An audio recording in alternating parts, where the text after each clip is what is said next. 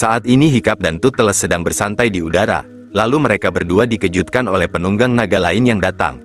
Bahkan ada salah satu naga yang muncul untuk menculik Hiccup, dan Toothless sendiri terjatuh ke sebuah danau es. Terlihat Hiccup dibawa ke markas tersembunyi di balik gunung Himalaya. Di dalam markas tersebut Hiccup nampak sangat ketakutan, lantaran dirinya dikepung oleh puluhan naga. Kemudian tak lama waktu berselang, datang Toothless yang diselamatkan oleh salah satu naga dari danau es tadi. Ternyata yang menculik Hiccup adalah seorang wanita yang bernama Yuli.